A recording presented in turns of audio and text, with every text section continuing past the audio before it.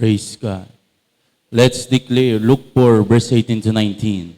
The Spirit of the Lord, because has anointed me to preach the gospel to the poor.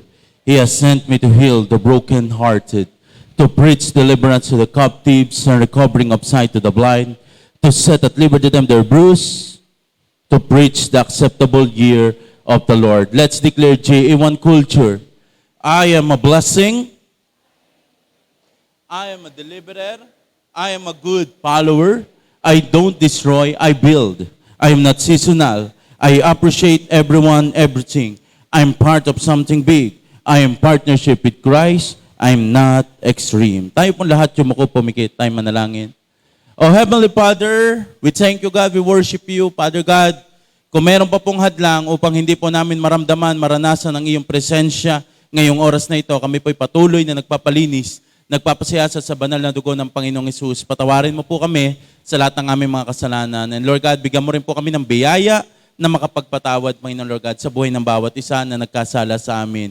Lord, sa araw na ito, tinatanggap ka namin, Panginoong Hesus, bilang aming hari tagapagligtas. Pumasok ka sa buhay namin, mag-manifest ka. At Lord, after this word, Panginoon, after, Panginoon, marinig ang iyong mga salita, mas makilala namin si Jesus Christ, mas ma-inlove kami sa Kanya sa Espiritu at katotohanan. And Lord, I pray na i-declare ang iyong pong salita ay mamumunga sa buhay ng bawat isa.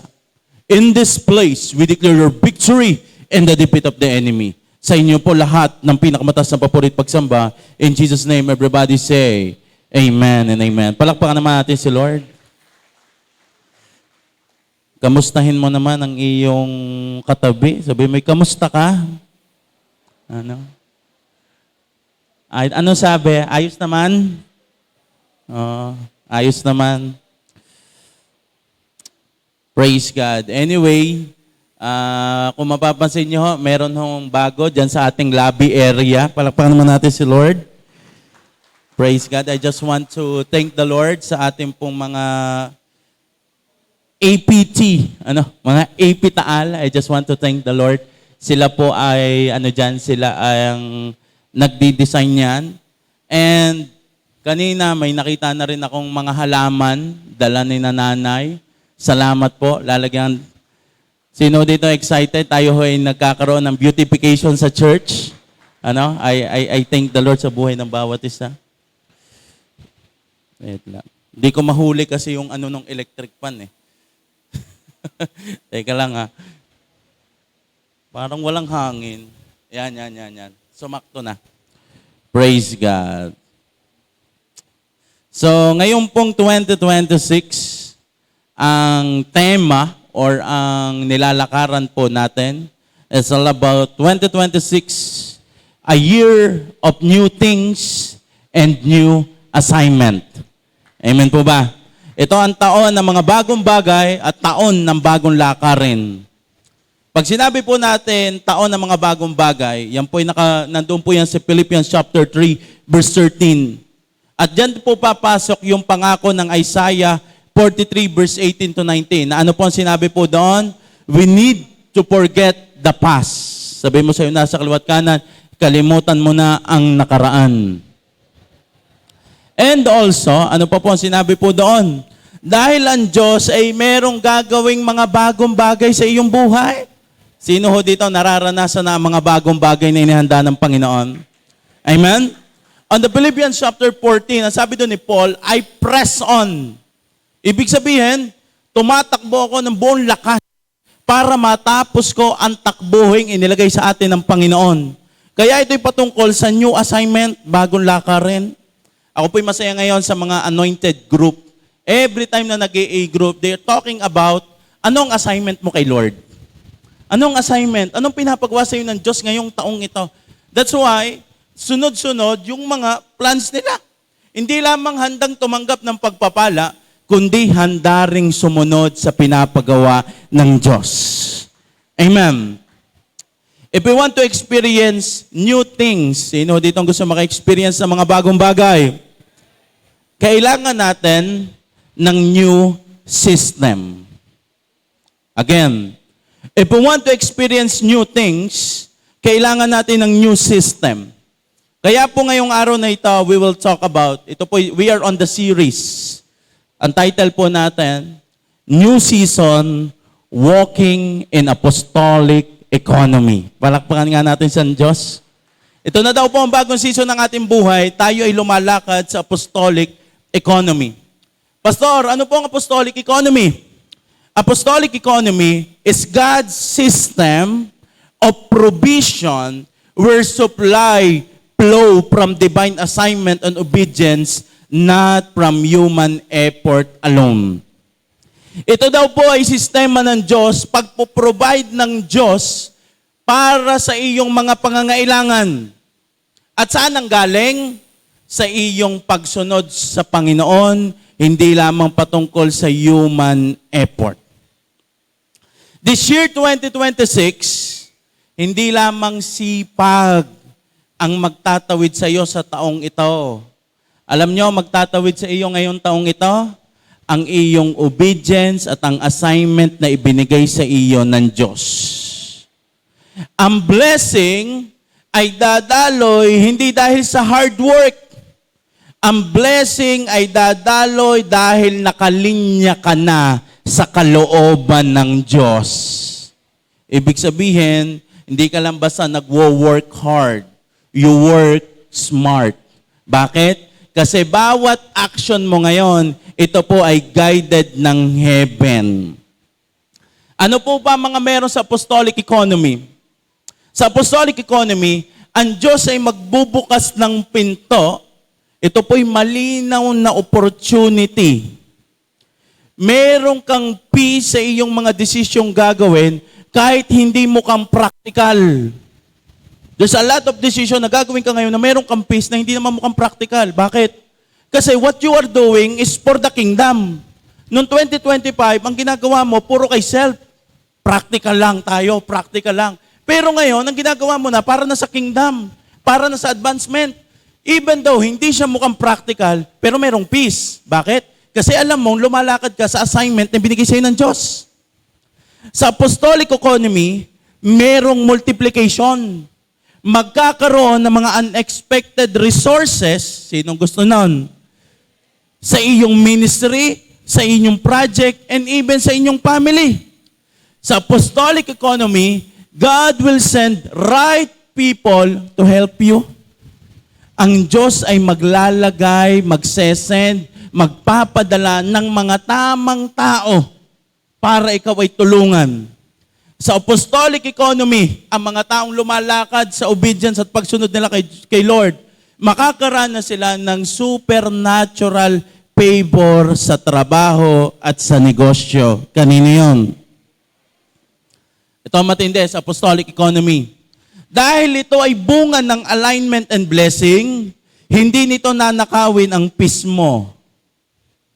Ang nangyayari sa iyong promotion, ang nangyayari sa iyong blessing ay hindi nakakapagod. Bakit? Dahil kalooban na ni Lord focus ka na lamang sa will ng Panginoon sa iyong buhay. Ang blessing mo hindi na para kay self. Ang blessing mo meron ng purpose para maging extension ng Panginoong Yesus. Ngayong taong ito, ang definition natin ng bless ay ganito. Hindi ka lamang blessed dahil meron ka. Blessed ka kasi nagagamit ka sa advancement ng kingdom. That is what we call definition. Alam mo, blessed ka. Hindi dahil marami kang natanggap. Blessed ka dahil nagagamit ka sa extension ng kingdom ni Lord. Now, Pastor, paano po lakaran ng apostolic economy? Tingnan po natin na nangyari sa book ng Luke chapter 5, verse 1 to 11. Dito we will talk about paano nga ba maranasan ang apostolic economy. Number 1, si Jesus muna bago ang increase. Or ang Panginoong Yesus muna bago yung upgrade, breakthrough, and provision. Luke chapter 5 verse 1 to 3. Minsan, habang nakatayo si Jesus sa tabi ng lawa ng Gennesaret, nagsiksika na napakaraming tao sa paglapit sa kanya upang makinig na salita ng Diyos.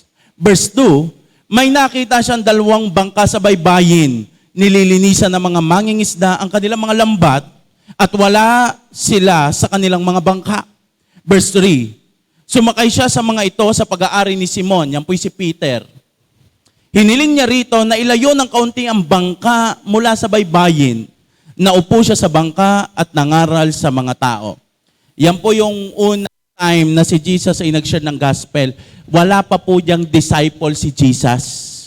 Kaya po sa Bible, ang title niyan, ang pagtawag sa unang disipulo. Ibig sabihin nun, nung panahon na yan, wala pang crowd control. Kaya doon, kung titingnan nyo po sa English translation, ang sabi dyan, nag-press on, yung tulakan, push. Ibig sabihin, dahil si Jesus ay solo, pinagsisiksikan ang mga tao sa kanya, kaya hindi si Jesus makapag-preach ng ayos dahil siya'y dinudumog ng tao. Kaya ang ginawa ni Jesus, meron siya nakitang 2 bangka. At yung isang bangka na pag-aari ni Simon, doon siya sumakay. If we will notice, yung pagsakay ni Jesus, inurong ng kaunti para siya makapag-preach, para magkaroon ng space para siya makapag-preach. If we will notice, hindi si Jesus nagmadali na paramihin ang isda. Ang una niyang ginawa ay sumakay siya sa bangka. It means presence before provision. Presensya muna ng Diyos bago ang himala. Lahat tayo ay meron desire ngayong taon. Alam ko, lahat tayo merong goal. Gusto natin ng increase. Dumami ang blessing. Pero binigyan na tayo ng Diyos ngayon ng principles. Hindi ginamit ni Jesus ang bangka ni Peter para bigyan ng himala agad si Peter. Ginamit niya ang bangka ni Simon or ni Peter para makilala si Jesus. Ano po ba ang boat? Ang boat, yan po yung nagsisimbolize ng iyong buhay. Yung work field na meron ka. Anong trabaho mo ngayon? Bangka mo yan. Nasa school ka, bangka mo yan. Ministry mo, bangka mo yan. Yung business mo, or even your personal season, yan ang iyong bangka. Diyan umiikot ang iyong buhay. Yan yung kinukonsider mong yan ang bumubuhay sa iyo, iyan ka. Andyan ang iyong skills. Diyan ka kilala. Ang experience mo diyan matindi. Kung noong 2025, gusto mong ipakita sa tao na yung bangka mo, yung work field mo, yung school mo, yung ministry mo, ang gusto mong ipakita sa mga tao ay gusto mong ikay mag-increase. Gusto mong ikay ma-recognize. Gusto mong ikaw ay ma-promote. Gusto mong magkaroon ka ng breakthrough. Ngayong 2026, papalitan natin ang ganyan desire. Ang desire natin, doon sa bangka mo, umupo doon ang Panginoong Yesus at makilala siya ng maraming tao. It means, hindi ka nagtatrabaho para sa promotion lang. Pumupunta ka sa work field mo kasi gusto mong ihayag doon ang Panginoong Yesus. Pumupunta ka sa school mo, hindi para pumasa lang. Pumupunta ka doon para ang Panginoong Yesus ay pumunta doon at makarinig ng salita ng Diyos sa mga taong nandun. Si Jesus muna bago ang increase. Hindi basta mo na lamang gustong ang taon na ito'y ilusot ka lang ni Lord. Para meron kang pang post na, who did? God did. Lagi na lamang ang gusto, Lord, ilusot mo, ipakita mo sa kanilang ako'y papasa, ipakita mo sa kanila na ako'y merong Diyos. Aba, dyan sa boat na yan, wag mo lang ipakita ang miracles. Dyan sa boat na yan, dyan sa tayo na meron ka, ipakita mong meron kang Jesus. Walang mali sa desire na mag-increase. Pero ang pinakamagandang desire ay makita muna si Jesus sa buhay mo. Ang increase ko sayang susunod. Bakit? Kung nasaan si Jesus, nandoon ang pagpapala. Kaya dalhin mo si Jesus kung nasa ang place ka at pag nandoon na ang presensya ng Diyos, kung saan ang susunod doon ang pagpapala. Amen? Minsan kasi, masyado tayong, alam mo yun, meron tayong babasaging mindset ngayon. Meron tayong may isang thinking na practical mindset. Pastor, praktikalan lang. Uunahin ko pa ba yung paglilingkod sa Panginoon? Uunahin ko pa ba yung kay Lord?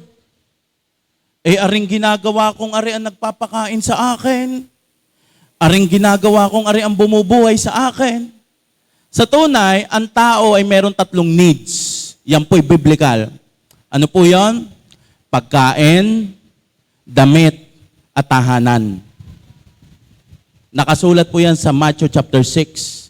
Diyan lahat lumalabas kung bakit ang tao ay nagwo-worry sa kailang kinabukasan. Kaya nandyan ang anxiety, kaya nandyan. Because of the 3 things. Kahit pa sabihin, kaya mo gusto magtrabaho dahil para ikay kumain. Doon lang din ang punta niyan. Para ikay magkaroon ng tahanan. Para ikay magkaroon ng iyong damit na masusot. Doon lang lahat ang pupunta ng needs ng tao. Kaya minsan, ang ginagawa ng mundong ito, or minsan ganito rin tayo tumakbo, pinipilit natin na tayo ang magpuno sa bangka natin. Dahil ito ang needs, uunahin natin ito kaysa kay Lord muna. Saka na muna si Lord, uunahin ko muna ito. Dahil nandoon na ang focus natin sa mga needs natin na yun, kapag ka humina, diyan na papasok ang worries. Anong resulta? Mas lalo kang mag-overwork. Are you getting the point? Dahil medyo humina, ang gagawin mo, magdodoble kayod ka. Ano minsan ang nagiging result? Mas lalo ka na-stress. Pwedeng ang mindset na yan ay pwede mo sabihin praktikalan lang. Pero alam niyo po ba, medyo masakit ito ha. Hindi ito pagiging practical. Nalabas lang na meron tayo pang thoughts na pang-unbeliever. Nalabas lang na minsan nag-iisip tayo na parang wala tayong Diyos na kayang magbigay ng ating mga pangangailangan. Ano pong ibig nyo sabihin? Look at this verse. Matthew chapter 6 verse 31 to 33. So don't worry about these things, saying, what will we eat? What will we drink? What will we wear? Sinasabi ng Panginoong Yesus, huwag kang mangamba sa mga bagay na ito. Bakit ang Kristiyano, ang kausap dyan po ng Panginoon ay mga disciple? Bakit sinabi niya yan sa mga disciple na huwag kayong mangamba sa inyong kakainin, sa inyong iinumin, sa inyong mga susutin, sa inyong tahanan? Because on the verse 32, these things, yung ganyang kaisipan, dominate the thoughts of unbeliever. Ibig sabihin, yung ganong pang mindset na parang wala kang Diyos. Hello? Yung mga thoughts ay thoughts na parang wala kang Diyos. Kaya sinasabi ng Bible, don't worry. Bakit? Because it is very clear, ang sabi ng Panginoon. But your heavenly Father already knows all your needs. Ano sinasabi? Huwag kang mag-isip ng parang wala kang Diyos. Meron kang Diyos Ama sa langit na alam ang lahat ng iyong pangangailangan. Kaya ano po ang perfect formula para sa 2026? Verse 33, seek the kingdom of God above all else. Palakpakan nga natin ang Panginoon. That is the best formula for 2026. Seek the kingdom of God above all else and live righteously and He will give you everything you need. Unahin mo daw ang Diyos, mabuhay ka ayon sa Kanyang kalooban at ipo-provide ng Diyos lahat ng iyong pangangailangan. Ang new things mo, ito ang bago ngayong 2026, naka-provide na lahat ng iyong needs. Anong iyong assignment? Seek first. Unahin mo muna si Lord. Jesus muna bago ang increase. Amen? Di mo kailangan ng bagong atmosphere. Kailangan mabago ang iyong priority. Si Jesus ang makita sa buhay mo. Si Jesus ang kumilos kung nasaan lugar ka ginagamit ng Panginoon. Amen po ba? Next, number 2. Medyo padiin to ng padiin. Number 2, paano lumakad sa apostolic economy? Sumunod, dahil sinabi ni Jesus. After ni Jesus mag-preach, Luke chapter 5, verse 4 to 6, ito po yung sunod-sunod na istorya. Pagkatapos niya mangaral, sinabi niya kay Simon, pumalaot kayo at ihulog ang mga lambat upang manghuli. Verse 5, sumagot si Simon, Guro, magdamag kaming nagpagod, ngunit wala kaming nahuli. Ngunit, dahil sinabi ninyo, ihuhulog ko ang mga lambat. Verse 6, ganun nga ang ginawa nila at nakahuli sila ng maraming isda. After ni Jesus magamit yung boat, ito na, para naman kay Peter. Ikaw naman ngayon ang tatanggap ng pagpapala. Alam niyo po, yung mga ginagamit ng Diyos, yung mga nagpapagamit kay Lord, sila ang malapit din sa blessing. Imagine that. Yung mga tao, ang narinig lang nila, Word of God. Si Peter, naranasan niya, Power of God. Bakit? Yung boat niya kasi nagamit. Ibig sabihin, ikaw na nagpapagamit, hindi mo lang naririnig ang salita, mararanasan mo ang salita. Amen? Mararanasan mo ang pagpapalang inihanda sa iyo ng Diyos. After ni Jesus, sabi ni Jesus, ihulog nyo at manghuli. Si Simon, ang sabi niya, magdamag na ho kaming nagpagod. He worked hard, human effort. Gumawa siya based sa kanyang skills, experience and knowledge. Ginawa ng lahat pero wala pa din. Pero dahil meron ng salita, ano nangyari? Nakahuli. Ngayong taong ito, hindi ka lang basta gumagawa dahil sa galing mo. Ang ginagawa mo ay dahil meron kang dalang salita. At yung salita na yon ang dahilan kung bakit magiging mabunga, ayos ang iyong 2026. Pwedeng noong 2025, nandun tayo sa status ni Simon. We work hard. Pero walang naging bunga. Ngayon 2026, magkakaroon ka ng bunga dahil ang dala mo'y salita ng Diyos. Kaya ngayon 2026, hindi natin titingnan ang word ni Lord na instruction, at titingnan natin ang word ni Lord na instruction, hindi pang suggestion. Ano po Pastor ibig nyo sabihin? Noong 2025 siguro tayo nagpipilter. Dapat ang topic lang love your neighbor. Dapat ang topic lamang pag gano'n ang mga topic, feel mo. Pag ang mga topic na you need to forgive. Di kasi ako gets ni Pastor. Hindi niya kasi alam ang mga pinagdaanan ko. Getting the point? Pag mga salitang mahirap lunukin sa'yo, parang di mo masyadong ninanamnam. Pero pagka everything na favorable sa'yo, ninanamnam mong maigi. Ngayon 2026, titingnan natin ang salita, hindi suggestion. Hindi sinadjust. Tinitingnan mo ang salita bilang ito ang instruction sa iyo ni Lord. Amen? Now, ang makakaranas ng apostolic economy this 2026 ay yung mga taong nalakad ayon sa salita ng Diyos. I know you are familiar na pero papahapyawan ko ho ng mabilis. Biblical ways, God's open provision. Ano nga ba mga biblical na paraan na ang Diyos ay nagbibigay ng provision? Letter A, tithes. Malakias chapter 3 verse 10. Dalhin nyo ng buong-buong inyong mga ikasampung bahagi sa tahanan ng Diyos upang matugunan ang pangangailangan sa aking tahanan. Subukin nyo ako sa bagay na ito kung hindi ko buksan ang bintana ng langit at ibuhos sa inyo ang masaganang pagpapala. Di ko na lang po isinulat. Verse 11, ang sabi ng Panginoon, ahadlangan niya ang lahat ng salot. Verse 12, ikaw ay tatawagin na bless. Dito natin makikita ang new things. Ano po ang new things? Bubuksan daw ng Diyos ang mga bintana ng langit at ibubuhos sa masaganang pagpapala. Pastor, ang new assignment, yung word na dalhin. Ibig sabihin, there will be a action taken. Ano daw po ang purpose noon? Para matugunan ang pangangailangan ng templo. Letter B, first fruit, o yung tinatawag nating unang ani. We do this once a year, every January lang. Bakit po? Because this is the process. Nehemiah chapter 10 verse 35. Taon-taon ay dadalhin din namin sa templo ni Yahweh ang unang ani ng bukirin at ang mga unang bunga ng punong kahoy. Pag sinabing taon-taon, it means yearly. Kailan po ang mga una? Anong unang month natin? January. Pastor, ano po ang value ng first fruit?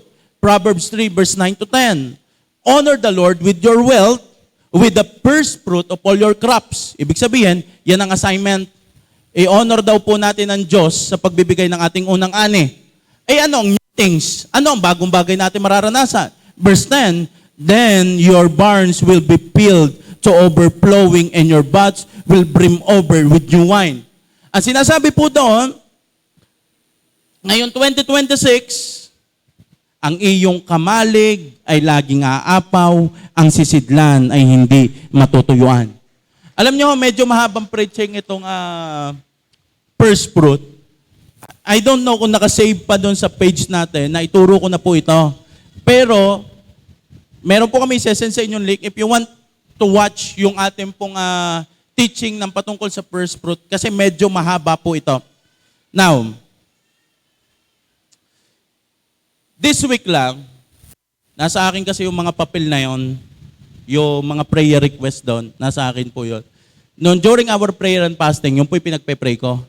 Alam mo po, by God's grace, nag-check ako doon, na wow, alam niyo, biyaya ng Diyos, tinutupad talaga ni Lord yung mga, grabe.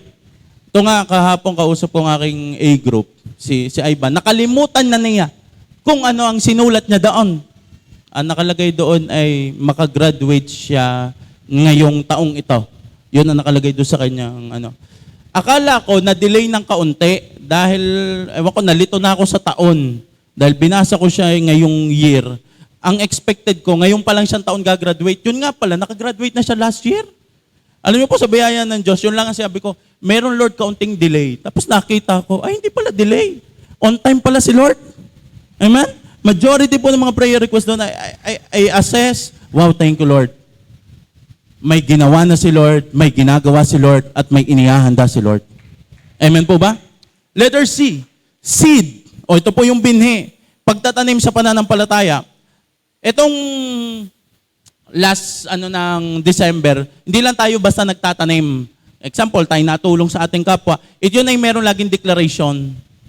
Ito para sa promotion ko, ito para sa ano. Yung by faith, we command our seed. Nagtatanim tayo sa mga tao with command. Now, ano po ang sabi dito? 2 Corinto chapter 9 verse 7. Ito ang ibig kong sabihin. Ang nagtatanim ng kakaunti ay aani ng kakaunti. At ang nagtatanim ng marami ay aani ng marami. Verse 7.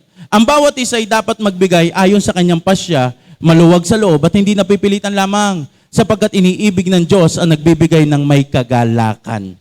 Bakit ko po sinabi ang verse 7? Dahil ang verse 7 ay madalas nagagamit patungkol sa giving na dapat to ay nagbibigay ng ayon sa lagay lamang ng puso. But yan po ay pagtatanim sa iyong kapwa. Okay po? Yung ikaw ay natulong, mamaya papraktisin natin yan. Tayo po mamayang sa altar call, tayo magtataniman. Sino excited doon? Amen? Tayo magtataniman. It is a sign ng ating faith. Alam nyo po, sa tunay, tayo pinalaya na talaga ng Panginoong Yesus. We are not under the law. Kaya yung po mga binanggit ko sa inyo na yon, it is not by force. Hindi ko kayo pinupersa na you need to do that. Yung mga binanggit ko sa inyo is to inform you.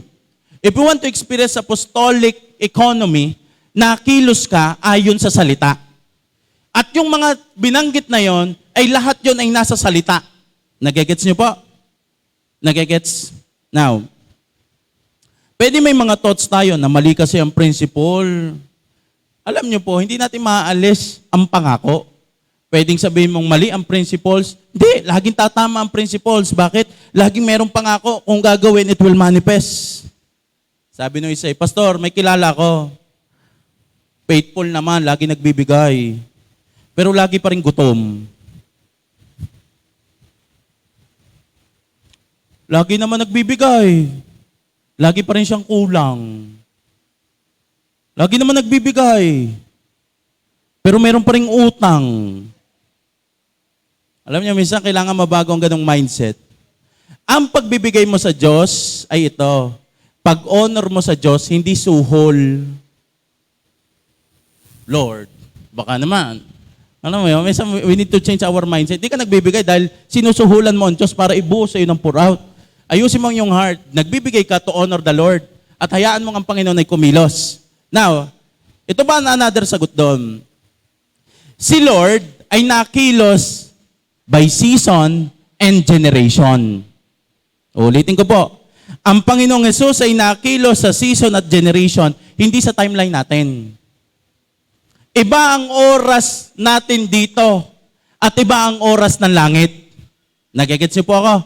May panahon na gusto na nating umani, pero sa principles ng langit, sa season ng langit, hindi pa tag-ani. Meron talagang season yan at si Lord ay nakilos by generation. Ang tanim mo ngayon, or ang lahat ng ginagawa mo ngayon, ay hindi man dumating sa timeline na gusto mo. Pero ako'y naniniwala, yung mga susunod na generation, sila ang magtatamasa. Yung mga anak mo, yung susunod mong lahi, they will experience kung ano mga ginagawa mo at mga tinatanim mo. I'm not saying wala ka may experience na mabuti ngayon. Depende pa rin yun sa season ng Diyos. You can experience it. Pero by God's grace, ang lahat ng ginagawa mo ngayon, meron niyang tanim sa anak mo, sa magiging apo mo, sa mga susunod mong generation. Bakit? Dahil si Lord, pag nangako, kadamay ang sunod na henerasyon. Kaya yung mga ginagawa mong pagiging tapat, lahat ng iyong pagtatanim, pwedeng hindi mo siya na-experience ngayon. Pero ang magtatamasa, yung mga anak mo. Ang magtatamasa, yung sunod mong generation. Amen? Ano pang best example? Si David. Si David, yung pumatay kanina, kay Goliath. Sino ang kanyang anak? Isa sa kanyang anak ay sino? Si Solomon. Anong napag-aralan na natin si Solomon? Si Solomon na pinakamatalino, pinakamayaman, pinaka-chick boy. 700 ang asawa. 200, 300 ang kabit. Ginagalit si Lord doon. Sa tunay, galit si Lord doon. Alam nyo ho, dahil sa sobrang pasaway ni Solomon, remember this ha? Gusto na siyang alisin ng Diyos. Gusto nang bawiin ng Diyos lahat ng kanyang binigay dahil sa sobrang pasaway ni Solomon. Bakit hindi naalis kay Solomon ang kingdom? Basahin po natin. 1 King verse 11, 33 to 34. For Solomon has abandoned me. Ang Panginoon na nagsasalita niyan. He worshiped Ashtoreth, the goddess of the Sidonia, Chemos, the goddess of Moab, Molech, the goddess of Ammonites.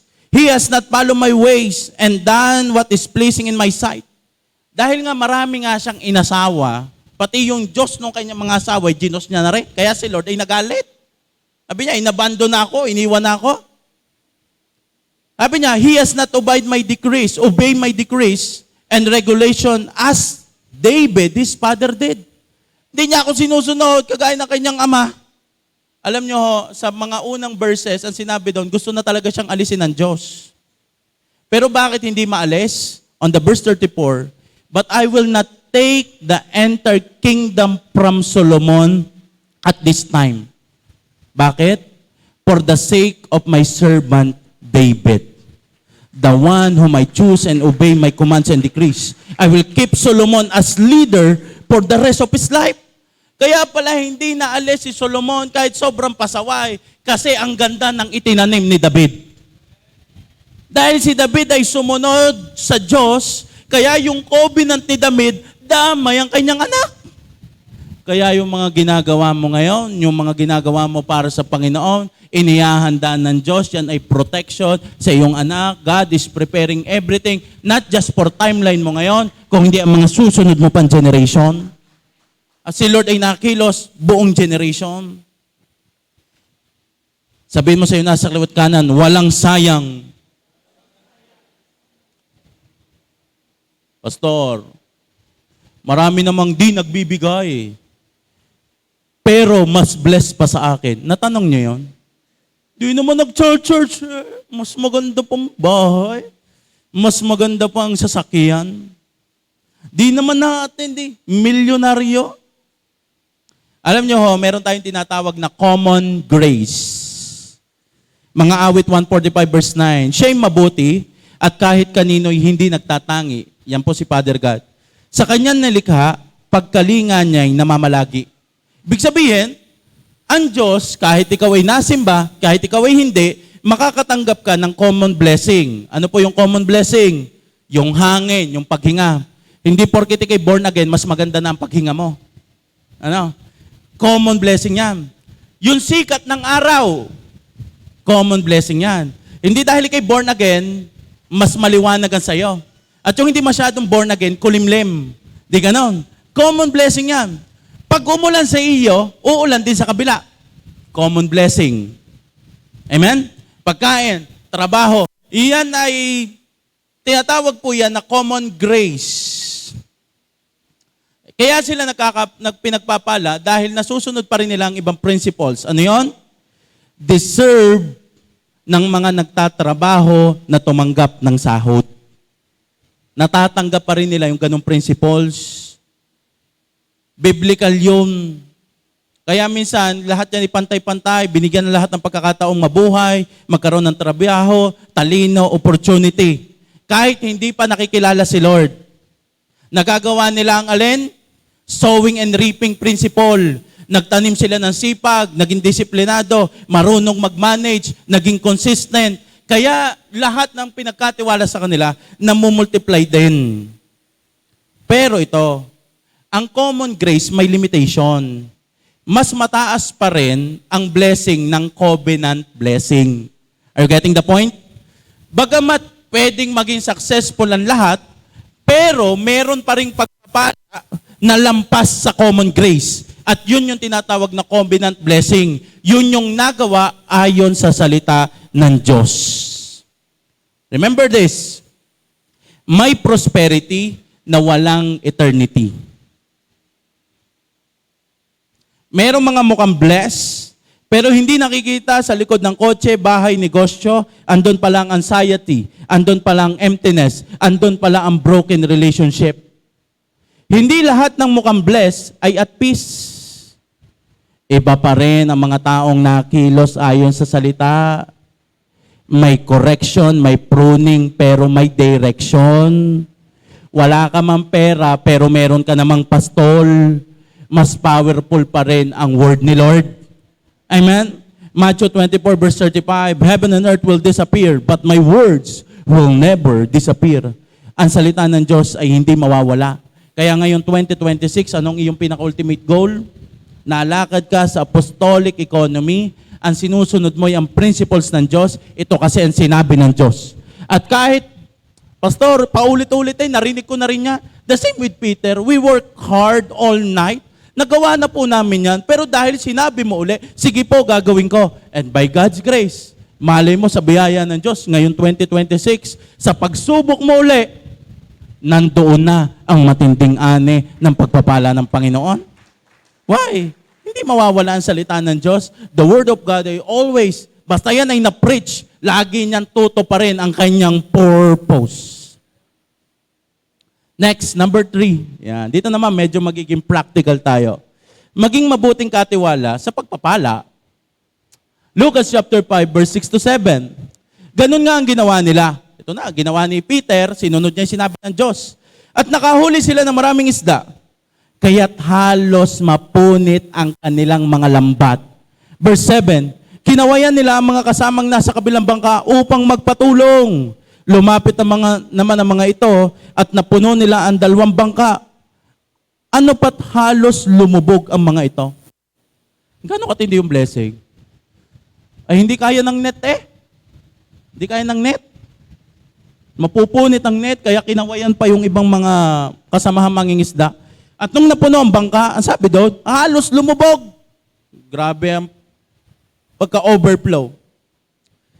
Alam nyo po, sa apostolic economy, ang purpose ng apostolic economy ay maging pagpapala ka sa napakarami. Kailangan magkaroon ka ng heart to share, at the same time, wisdom to handle. Nagigets po ako? Meron kang heart to share and wisdom to handle. Yung boat, yun yung trabaho mo. Yung net ay maraming ibig sabihin din. Ano po yun? Kakayanang ma-handle ang blessing, discipline, stewardship, and integrity. Ibig sabihin, meron kang boat, meron kang trabaho. Ay ano naman po yung net? Ito yung paano mo hinahandle ang iyong mga natatanggap. Diyan na papasok yung structure. Paano mo dinidisiplina ang iyong sarili? Paano ka nagiging mabuting katiwala? At paano nakikita ang integrity? Sa verse 6, ang sabi doon, halos mapunit ang net. Alam niyo po, may pagkakataon na hindi problema ng Diyos na tayo bigyan. Ang problema ay yung kakayahan nating ma-handle ang pagpapala. Tanungin mo ang yun nasa kaliwat kanan. Sabihin mo, gaano kakahanda sa big blessing? Sometimes you're praying na matindi ang harvest. Sapat ang skills. Meron kang skills para humarvest, pero bagsak naman ang karakter. Mataas ang faith para humarvest, pero bagsak naman sa faithfulness. Kung gusto mong makaranas ng apostolic economy, kailangan handa ka para hindi masayang ang lahat ng binibigay sa iyo ng Diyos. Hindi lamang basta handa kang tumanggap ko, hindi dapat handa din ang iyong sarili. Paano mo i-handle ng maayos ang lahat ng blessing? 1 Peter chapter 4 verse 10. Each of you should use whatever gift you have to receive, to serve others, as faithful steward of God's grace in its various form. Yan ang ginawa ni Peter. Yung fish ay ginawa niya to share. Yung mga natatanggap niyang pagpapala, yan ang kanyang purpose. Kaya ang pagpapala mo ay dapat maging pagpapala din sa iba. Tandaan niyo po ito. Blessing is a responsibility, not a reward. Kaya ka ng Diyos pinagpapala, hindi lang yan para reward. It is responsibility mo para makapag-share ka at ma-handle mo yan ng ayos.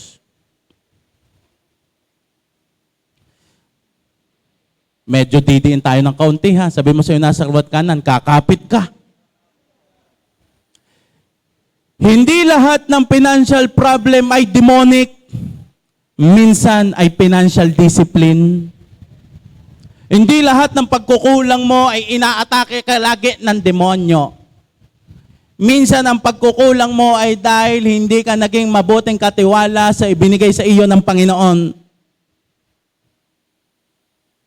Mas didiinan ko pa. Segunda. Ito mga kailangan maalis sa atin this year. Letter A, overspending. Sobrang gastos. Tapikin mo yung nasa kaliwat kanan. Gusto mo makaranas ng apostolic economy? Okay, tapikin mo. Huwag sobrang gastos. Kawikaan 21 verse 20.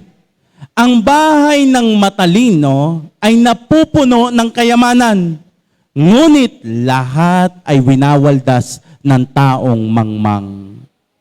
Aray ko. Tingnan yung word, ang bahay ng matalino'y napupuno. Hindi sinabi na agad, ang bahay ng matalino'y puno. Ang bahay ng matalino'y napupuno. It means, progressive. Dahil nagiging mabuting katiwala, palaki ng palaki. Hindi agad isang bagsakan na lahat ng matalino, nabigyan lang yan ng maliit na pagkakataon, napupuno, nauunti-unti. Pero daw yung mangmang, lahat na'y winaldas.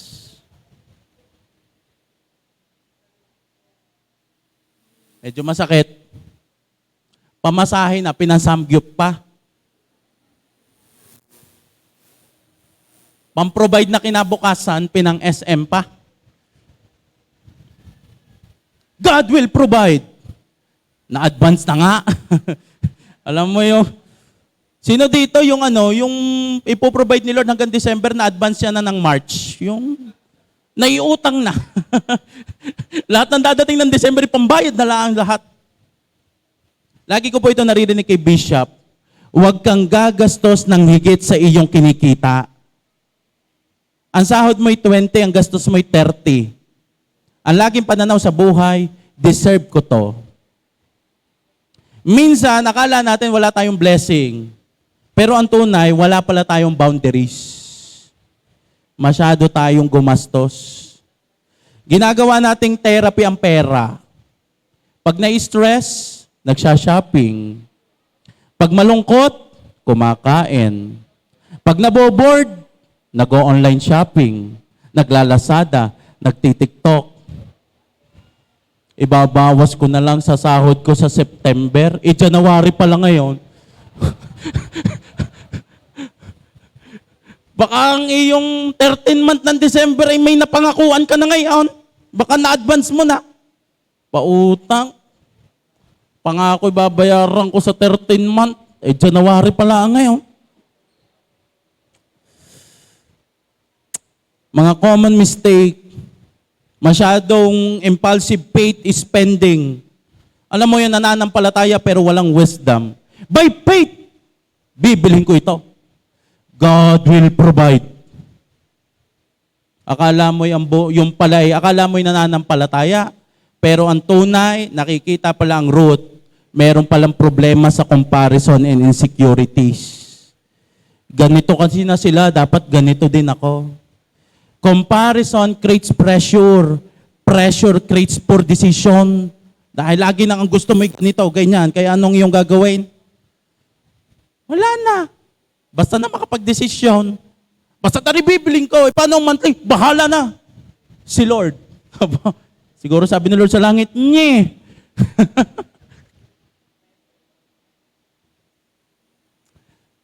Letter B. Debt. Utang. Madiin, no? Nothing wrong with utang. Pero kailangan mag-stand. Baka kaya uutang dahil sa wants, hindi sa needs. Walang kasalanan sa pag-utang, pero pwede itong maging strongholds ng kaaway kung hindi ka magiging wise. Kaya ang goal natin this year, sabi mo sa iyo nasa kruat kanan, ang goal ko ay magbabayad ako ng utang. At pipilitin kong hindi na ako mangutang. Pastor, paano ang birthday ko? Next year ka na mag-celebrate. Amen? Try to settle everything muna ngayong taong ito. Kung alam mo, that's the strongholds nandyan na. Konti mo na test. Cancel mo na ang Samgyo, pang Starbucks. Cancel mo na everything. Yung mga pwede mo pa naman next year, di pag-pray mo kay Lord, humaba ang buhay mo. No? Kasi pagka puro utang, ang pray kay Lord ay kunin na siya. Kaya dapat mapalitan na. Ipag-pray kay Lord na, Lord, pabahay mo aking buhay. Ako magiging disiplinado ngayon. At next year, I will receive the harvest. Amen? Amen po ba? Ang seed ay may due season, hindi due date. Na, ang mga tinatanim mo kay Lord, yan ay paaanay sa tamang panahon. Ang tanggapin mo ay yung tamang panahon, hindi due date. Lagi nang naghahabol ng due date. Ako'y nananampalataya, this year 2026, tayo'y palalayain ng Diyos sa cycle ng utang. Ito'y biblical. Hindi ka na magpapautang, hindi ka na uutang, ikaw na ang magpapautang. It will manifest. Amen? Basta maging wise lang ngayon. 1 Timothy chapter 6, verse 6 to 8, yet through godliness with contentment is itself great wealth. Verse 7, after all, we brought nothing with us when we came into the world, and we can take anything with us when we leave it. So, if we have enough food and clothing, let us be content. Kung meron tayong damit, kung meron tayong nakakain, okay na yon. This year, hindi lamang ito pagpapakita ng gusto mong ikaw i-bless, kundi ngayon 2026, hindi ka lamang basta dapat marunong tumanggap, dapat marunong ka ding mag-ingat ng ipinagkatiwala. I'm not saying huwag ka nang mag-enjoy, pero if may sapat, go for it. Pero meron kang season na kailangan mo talaga mag-budget muna. Be content muna. Si Lord ay always sapat, tayo lang ang sobra. Amen? Hindi lahat ng blessing ay ibibigay sa iyo ng Diyos ng bugso. Ano sinabi doon sa binasa natin istorya? Mapupunit ang iyong net. Ibig sabihin, masisira ang iyong structure. Lulubog ang iyong bangka. Masisira ang workplace na meron ka pag ipinagsabay-sabay lahat ng Panginoon. Kaya kung ano nandiyan, pagpasalamat kay Lord. Amen? Maging mabuting katiwala. Sabi nyo, sa plano ko pa namang isang lana ang aking 13 month ng 2029. 2020 na advance na pala. Last, number 3. Dahil ito'y new things, umabot ako ng selection 4. No? Ang goal ay calling, hindi provision. Ang mga nakakaranas ng apostolic economy, hindi yung gusto lang nilang maging pagpapala. Ang gusto nila ay matupad nila kung saan sila tinawag ng Panginoon. Luke chapter 5, verse 10 to 11. Ito na po yun. After ni Jesus mag-miracles ng mga isda, na-amaze si na Peter. Luke chapter 5, verse 10 to 11. And so were James and John, the son of Zebedee, Simon Peter. Then Jesus said to Simon, "Don't be afraid. From now on, you will fish for people." Sabi ng Panginoon Jesus, huwag kayong matakot. Dati kayo mangingisda, ngayon, mga tao nang inyong uhulihin. Ano ibig sabihin? Purpose. Purpose. Bagong direction. Verse 11, so they pulled their boats up on shore, let everything and follow him. Pagba, yung nahuling isda, ewan ko kung ano nangyari, iniwan din. They left everything eh. The nets, yung naranasan nilang miracles, hindi nag-endpoint. Ang dami nating isda. Ano ang endpoint? Sumunod sa Panginoon. Sumama sa advancement ng kingdom ng Diyos. Kaya if you want to receive blessing from the Lord, this is my challenge to you. Sumama ka kung saan nalakad ang Diyos. Hindi ang matindi yung marami kang pagpapala ngayong taong ito. Ang matindi ay yung naging parte ka ng matinding ginagawa ng Diyos sa bayan ng Taal. Ang matindi ay yung naging parte ka ng matinding expansion ng God's kingdom. Iyan ang apostolic economy. Iyan ang goal ng bawat pagpo-provide ng Diyos. Ma-provide ang assignment na kanyang ginagawa. This is my challenge to you. Pag inuuna mong kaharian ng Diyos, God will provide everything. Kailangan mabago ang mindset. Lahat ng meron tayo, ito lagi ko sinasabi, ay para na sa kaharian. Hindi ka na ngayon control ng pera. Hindi na ang identity mo ay yung iyong trabaho. Hindi ka na pag-aari ng bangka. Ngayon, ikaw inalakad na sa apostolic economy. Ang meron na at lahat ng ginagawa mo, kilala ka na bilang soul winner. Kilala ka na bilang disciple. Kilala ka na ikaw ay ginagamit ng Diyos para sa kanyang kaharian. Alam niyo po ba ang galaw ng apostolic economy? Bibigyan ko kayo ng glimpse kung paano na-create ang salitang apostolic economy. Mga Gawa chapter 4 verse 32 to 35. Ang sabi doon, nagkaisa ang damdamin at isipan ng lahat ng mananampalataya at di tinuring nino man na sarili niya ang kanyang ari-arian kundi para sa lahat. Alam niyo po sa apostolic economy, puro yan taniman, puro sharing. Bakit? Because their mindset, di naman to akin. Ito'y para sa kaharian. Kaya naaalis, nababasag yung espiritu ng greediness. Nababasag yung espiritu ng mga insecurity sa finances. Bakit? Ang thinking, di naman to akin. Ito'y para sa lahat. Ito'y para sa kaharian.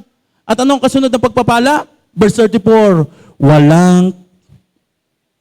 Verse 33, taglay ang dakilang kapangyarihan, ang mga apostol ay patuloy na nagpapatotoo tungkol sa muling pagkabuhay ng Panginoong Hesus. At ang masaganang pagpapala ay tinaglay nilang lahat. Alam niyo po, mga nakilo sa apostolic economy, as we continue to share the gospel, tayo po'y nagtutulungan para sa advancement ng kingdom ng Diyos. Anong sinabi po doon ng Panginoon? Ang masaganang pagpapala ay tinaglay nilang lahat. Kaya lahat ng provision na meron ka ngayon, pagpapalang darating, wag mo lang i-claim, wag mo lang i-hoard, na ito'y para sa akin. This is the mindset, ito'y para sa kaharian. At makikita mo, hindi ka mauubusan. Hindi ka tinawag para mabuhay lang. Tinawag ka dahil meron kang purpose. At sino ngayon taong ito na yung mas masayang ending ay hindi yung super blessed ka. Ang masayang ending ay yung naging blessing ka. Amen? Where's the keyboardist? Sino ho dito gusto ngayong araw na ito, ngayong taong ito, siya ilalakad sa apostolic economy? Alam mo, it's about trading. Lord, sige, I trust you. Lord, ikaw na ang bahala. It's about for the advancement of the kingdom. Laging para sa kaharian. At sasabihin ko sa iyo, mararanasan mo kami ang pagpapala. Throughout these years, I know that God is always faithful. Pero iba ang taong ito. Iba ang taong ito. Sobrang linaw magsalita ng Panginoon. Sobrang linaw. I'm always excited. Grabe ang pagbaba, grabe ang pagkilos. Every time that Ako po ay napunta sa aking soaking time, sa aking quiet time. God is so good. Parang alam mo, very personal the way na siya magsalita. Mamaya po, ngayon po tayo merong prayer and fasting 6 to 2. Mamaya pong 1 p.m. meron tayong ignition. By God's grace, mamaya, if you are available, kahit di ka nakapag-commit ng fasting, if you want to join, mamayang 1 p.m., you can go here. Magkakaroon po tayo spiritual ignition. By God's grace, tayo po'y tatanggap uli ng mga pagpapala. We will receive word from God na I know it will manifest. At yung tatanggapin natin yung salita ay hindi mo lang tinanggap. Hanggang sa sunod na generation mo, dala mo yung dala ang salitang iyon. Kaya today, tayo magiging excited sa gagawin ng Diyos. Amen? Tayo kikilos sa apostolic economy. Gusto natin tayo maging pagpapala sa napakaraming tao. So, we will practice it. Practicein natin apostolic economy. Pipili ka ngayon ng isang tao. It's either katabi mo or kung masyado na namang common na yan, pwede ka namang humanap ng bago na gusto mong anuhan. Anong purpose? Tataniman natin. Magtataniman kayong dalawa. Kayo nang bahala. Ano pastor ba ibig sabihin ng tanim? Any kind of blessing. Kung ikaw, kung whatever you want. Sabi nga, alam niyo po, ang J1 Rosario, when they started, nung sila po yung nag-start pa lang, sabi nung iba, pastor, pumunta talaga sa church. Wala talagang laman. Wala talaga silang dalang finance. Alam mo, binigay belt. Okay, kung ano na nasa akin. Yung muna. Pero by God's grace, grabe ang pagpapala. Grabe ang pinupurot ni Lord. Amen? Kaya pwede ba tumayo ka ngayong oras na ito? Pili ka na isang partner mo. Huwag mong piliin yung mukhang mayaman Ito. Dito ako. Pag walang partner, di ni sa akin pa partner. Sige. To all A group leaders, kindly assist. Yan, paki-check muna kung lahat ba sa lahat ng mga A group leaders. Yan. Kayo din, magtataniman din kayo. Magtataniman din kayo. Sinong wala pang partner, may please raise your hand.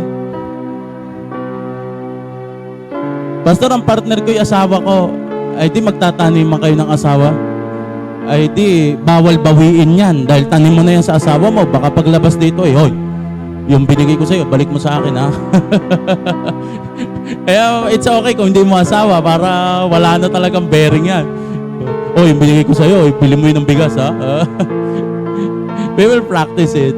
Biyaya ng Diyos. Sino wala pang partner? A-group leaders, kindly assist. Yan. Yung wala pang partner, dapat lahat meron Sa mga A-group leaders, kindly assist po. Pakitanong kung meron na yung mga kasama. Sinong wala pa, raise your hand. Like what I said, dito ka sa akin. Okay, lahat po ba dyan meron ng partner? Ayan na. Ayan. Lahat meron ng partner. Tayo yung magtataniman. Ano ibig sabihin ng purpose? Yung itatanim mo sa kanya, ipagpe-pray mo yon. Lord, ito po ay seed. Actually, na-practice na natin to noong December Lord, ito po ay seed. Lord, I pray na ang tanim na ito po ay magbubunga ng matinding manifestation ng apostolic economy. Kung ikay may exam, Lord, ito po ay para, Lord, sa exam ko. Ito po tanim na ito. Whatever it is, kung ikaw ay merong plano this year, Lord, ito po, Lord, para sa plano kong ganyan. O, lahat ba meron na? Lahat ba meron na? 1, 2, 3. Okay na. Na-assist na po ang mga nasa likod. Yan. To all the A-group leaders, meron na kayong partner lahat? Okay. Sure meron ng partner. It is a chance na tayo yung magtanim because we will expect yan iaani. Amen? Pag na may tanim, huwag ka mahiya. Huwag na. Tanim nga yan Wala ang lupang tumanggi sa seed. Amen? Sinong pong walang partner? Lahat meron na. Huwag po kayo mahiya. Okay, praise God. So bago kayo magtaniman, close your eyes and pray. Pray to God.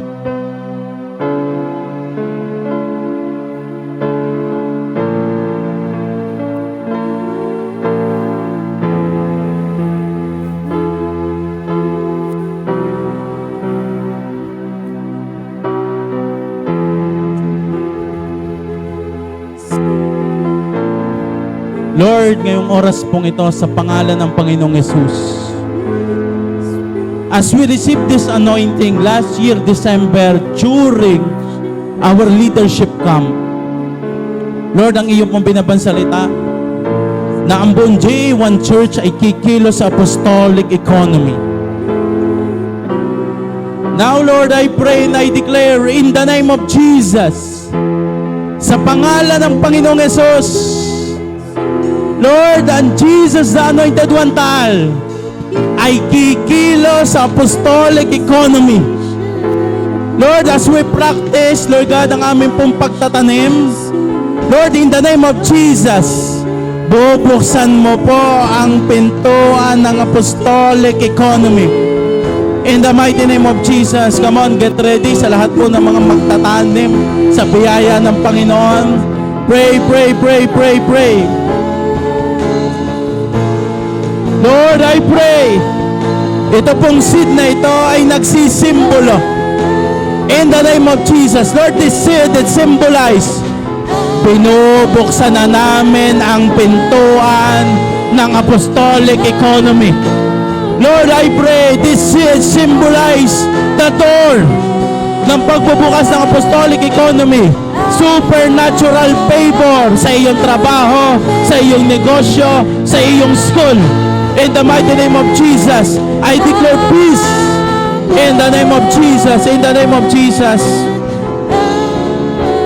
Sige, ngayong oras na ito, pwede mo nang taniman yung katabi mo, yung pinili mong partner na yan.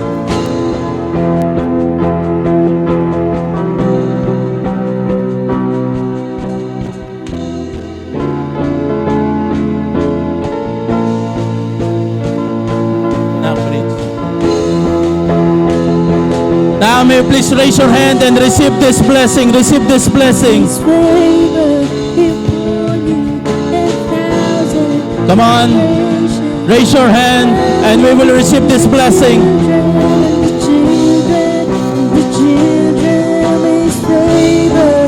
Come on, declare. And 1,000 generation and your family and the children and the children and the children. His favor be upon you and 1,000 generation and your family. Alam mo, yung iyong tinaniman, harapan mo siya. Tapos i-declare mo yung salitang yan. Come on, declare mo. Be upon you. Declare. And 1,000 generation and your family. Alam mo, i-declare mo yan dyan sa taniniman mo or yung nagtanim sa'yo, i-declare mo ang pagpapala na yan. His favor be upon you and 1,000 generation and your family and the children and the children and the children. His favor be upon you and 1,000 generation. Come on, declare mo yung blessing na yan. Manampalataya ka that he will receive, she will receive favor hanggang sa mga susunod na generation. Come on, declare.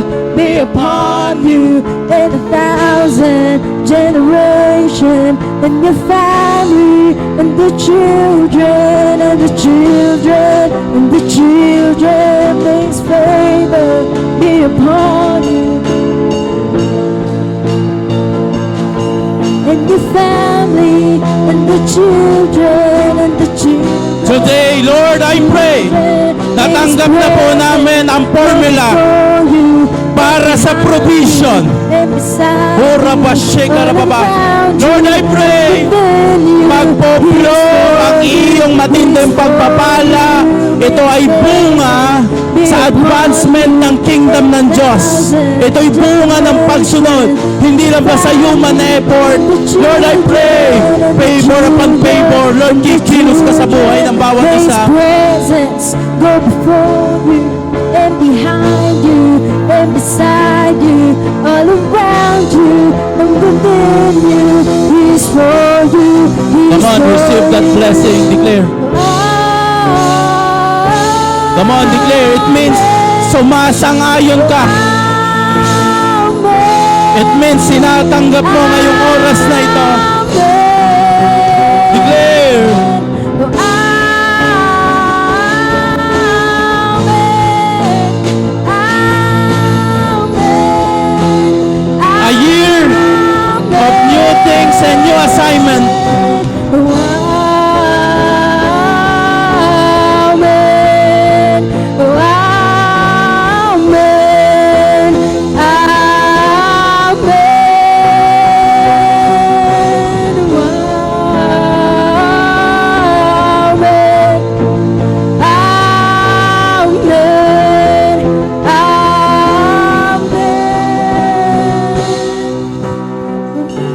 This year 2026, you don't just work hard, you work with guidance from Jesus. Ang taong ito ay taon na magbubukas ng pinto, malinaw na opportunity. Taon ng multiplication. I pray, magkakaroon ka ng unexpected resources. Merong magbubukas na pintuan sa iyo na magpupulfill ng assignment ng Diyos sa iyong buhay. Sa ministry, sa project, and even sa family. Lord, I pray, ang mga tao pong nandito ngayong oras na ito, maging sa nanonood sa live, Lord, I pray, mag-send ka po ng mga tamang tao sa kanilang buhay na magturo, na tutulong sa kanila. Lord, I pray, supernatural favor sa kanilang trabaho, sa kanilang negosyo. Lord, I pray, yung blessing na kanilang matatamasa, ito po ay punong-puno ng peace. Lord, I pray, bawat blessing, ito may purpose. At Lord, tinanggap na po namin ang apostolic economy. Raise your hand. I will declare to you this. Taas mo ang iyong mga kamay. Lord, I pray, lahat ng gawa ng iyong mga kamay ay pagtatagumpayin ng Panginoon. Lahat ng gawa ng iyong mga kamay ay pagpapalain ng Panginoon. Ikaw ay magiging extension ng Panginoong Hesus. Ikaw ay lalakad sa apostolic economy. Makakaranas ka ng overflow blessing from the Lord. Salamat po, Panginoon. Lord, inaalis ko lahat ng pagkalugi. In Jesus' mighty name. Lord, inaalis namin lahat ng kapangyarihan ng kahirapan. In the mighty name of Jesus. Lord, your word, inaalis na namin ang karapatan ng lahat ng mga balang, lahat ng mga maninira ng pagpapala. Lord, we pray, mamumunga ng sagana ang bawat isa. In Jesus' mighty name, I declare, apostolic economy, flow. In Jesus' mighty name, I declare apostolic economy, prosperity from heaven, flow. In Jesus' mighty name, ikaw ay super blessed. Ikaw ay super blessed. Ngayong taong ito, ikaw na ang magpapautang, hindi na ikaw ang uutang. Ngayong taong ito, hahabulin ka ng pabor. Maraming kliyente, maraming mga magagandang deal, promotion. Lord, I pray, lahat ng wala pang trabaho, bibigyan mo. Lord, I pray, magbubukas ka ng pintuan na kung saan hindi lang para magtrabaho sila, hindi, pintuan na ang Diyos ang magiging bida. Lord, we receive it by grace. We receive it by faith. We thank you, Jesus. We thank you, Father God. Sa iyo po lahat ng pinakamataas na papurit pagsamba. In Jesus' name, everybody say, Amen. Amen. Taong ito, mapupromote ka. Anong assignment mo? I-align mo lang ang purpose at puso mo. In Jesus' name, Amen.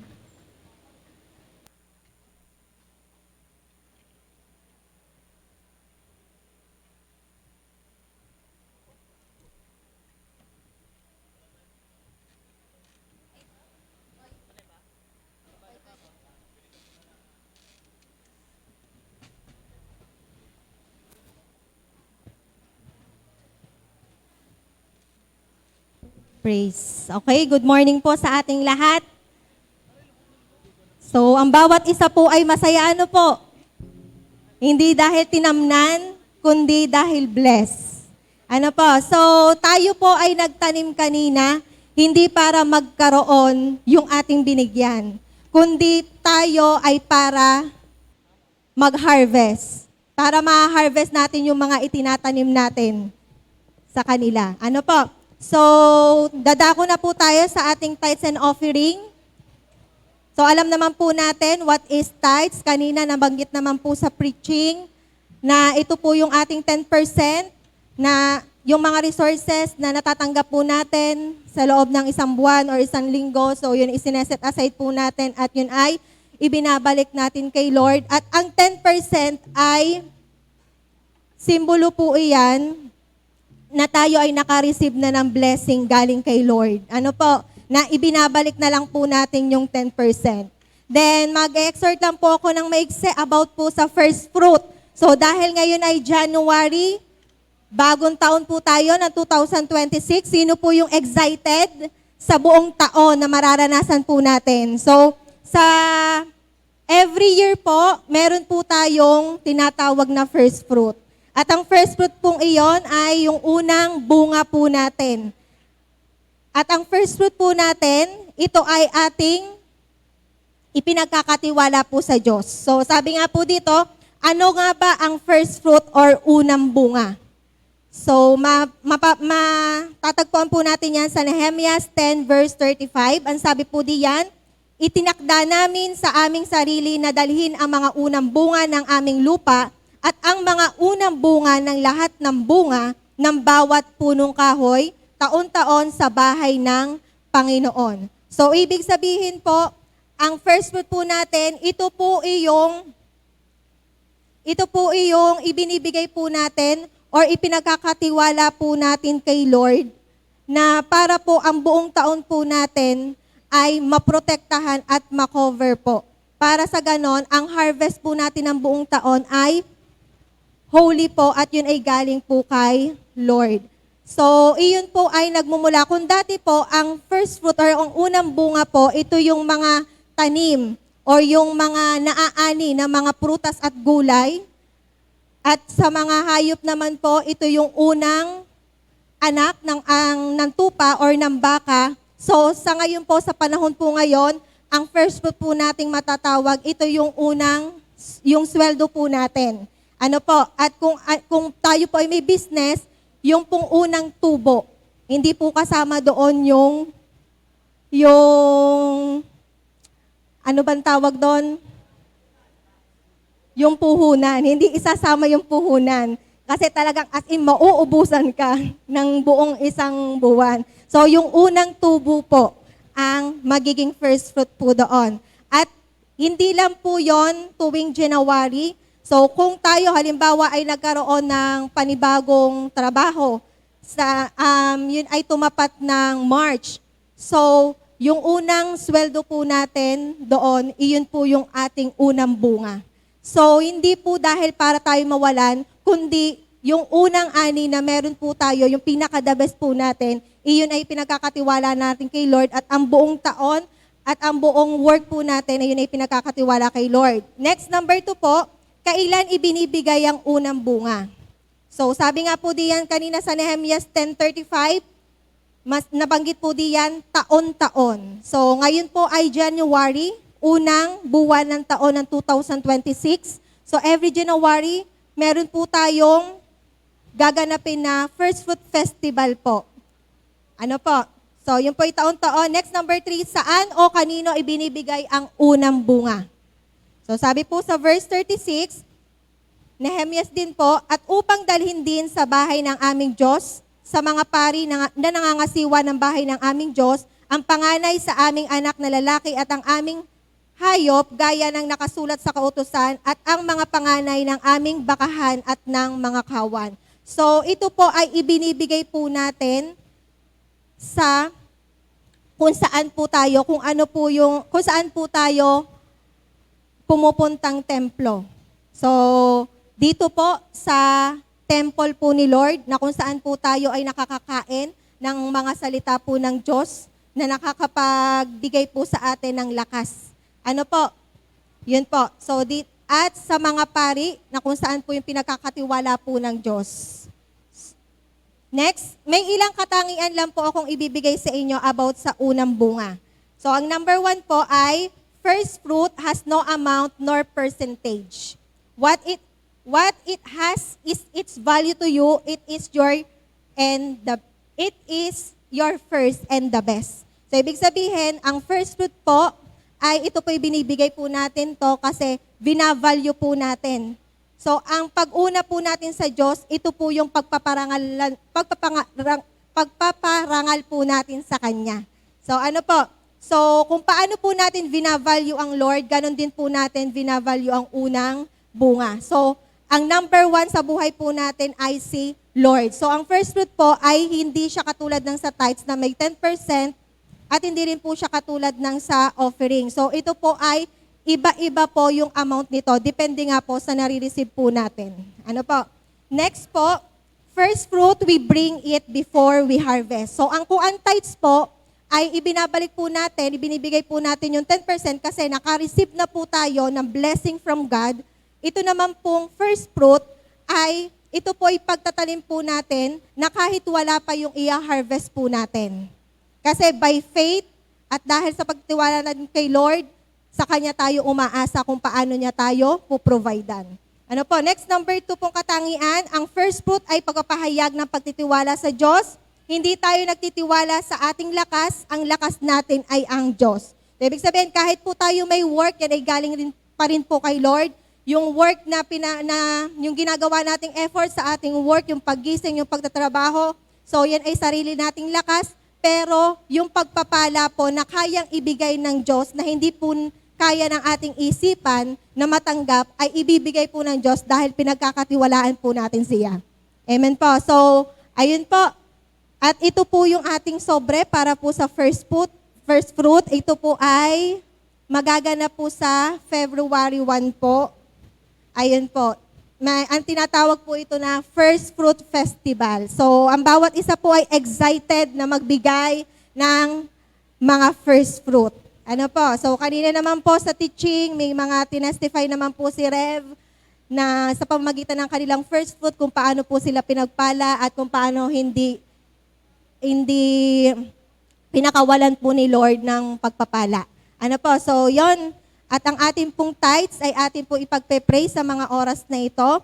Ito po yung ating mga tanim at heart na ibinabalik po natin ang 10% para kay Lord. Sige po, let's close our eyes and bow our head in the name of Jesus Christ. Father God in heaven, Panginoon God, patuloy ka naming pinupuri, pinapasalamatan sa lahat ng pagpapala, sa lahat ng pagpuprovide mo sa amin, God, in Jesus' mighty name. Lord, never mo kami pinagkulang. Lord, ikaw yung naghahayag, ikaw yung kumikilos sa amin, Panginoon, na kung paano ka nagpuprovide sa amin, God, in Jesus' mighty name. Lord, sa mga oras na ito, Panginoon, ito yung aming mga tanim, ito yung tithes and offering namin in the name of Jesus Christ, Lord God, na ibinabalik sa iyo ng buong buo. Lord God, na galing sa aming mga puso ang aming offering, God, in Jesus' mighty name. At patuloy nga po, Panginoon, na ito'y pinaseselyuhan namin ng banal mong dugo. In Jesus' mighty name, Lord God, ito ay ma-cover, maprotektahan, Panginoon, in the name of Jesus Christ. At patuloy nga po, Panginoon, na nagdedeklara ako na pagpapala na walang tigil at buhos-buhos, Panginoon, siksik, liglig at umaapaw na pagpapala, Panginoon, sa buhay ng bawat isa, God, in Jesus' mighty name. Lord God, sa buhay ng bawat isa, Lord God, new things, Panginoon, at new assignment at panibagong pagsunod, Panginoon, when it comes sa giving, God, in Jesus' mighty name. Lord God, maparangalan ka sa buhay namin in the name of Jesus Christ. And we are excited, Panginoon, na kung paano mo pa padadamihin yung mga lingkod mo, yung mga anak mo na magiging pagpapala sa mas marami pang tao, God, in the name of Jesus Christ. Lord, muli, maraming salamat sa iyo ang pagbabalik ng papuri, pagdakil at pagsamba in Jesus' name. Amen. Pwede na po tayo magbigay.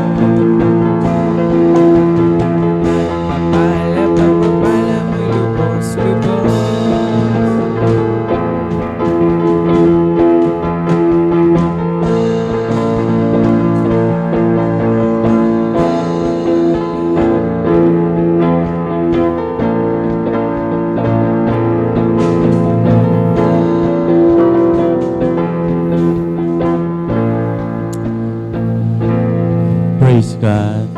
Anyway, I really thank the Lord sa generosity po ng bawat isa. And as we open this year, we received the apostolic economy. Ang aking pong deklarasyon sa inyo pong lahat, kayo po'y pagpalain ng Diyos. Amen? Sige po, ating po stretch ang ating mga kamay patungo sa mga tithes and offering. Panginoon, inihahandog po namin sa iyo mga tithes and offering na ito. Maging mabangon sa iyo sa iyong harapan. Magamit God for your glory alone. In Jesus' name, amen. Pag-pray po natin ng bread and juice. Panginoon, sa pag-partake po namin ng bread and juice na ito, mag-manifest po ang totoong essence nito. In Jesus' name, amen.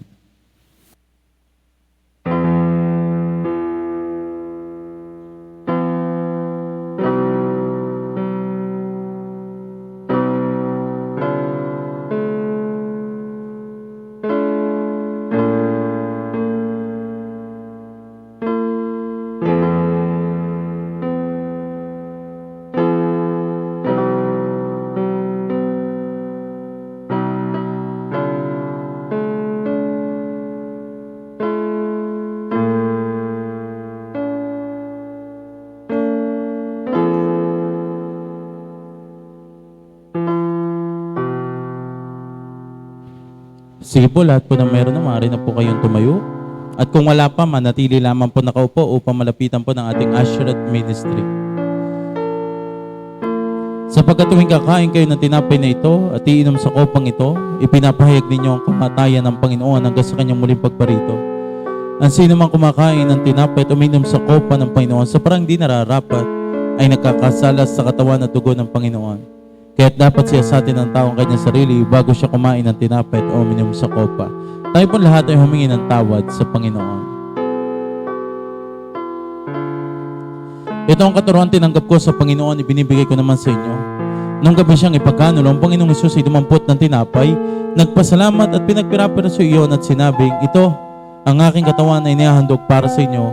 Gawin niyo ito bilang pag-alaala sa akin. Sabihin po natin lahat, Panginoong Hesus, marami pong salamat.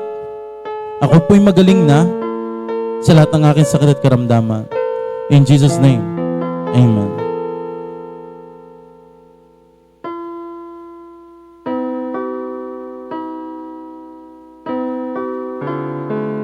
Matapos maghapunan, dumapo din siya ng kopa at sinabing, ang kopang ito ay ang bagong tipan ng Diyos na pinagtibay ng aking dugo. Tuwing iinumin niyo ito, gawin niyo ito bilang pag-alaala sa akin. Sabihin po natin lahat, Panginoong Hesus, marami pong salamat. Ako po'y malinis na sa lahat ng aking karumihan. Mahal na mahal kita. Paglilingkuran kita habang ako'y nabubuhay. In Jesus' name, amen.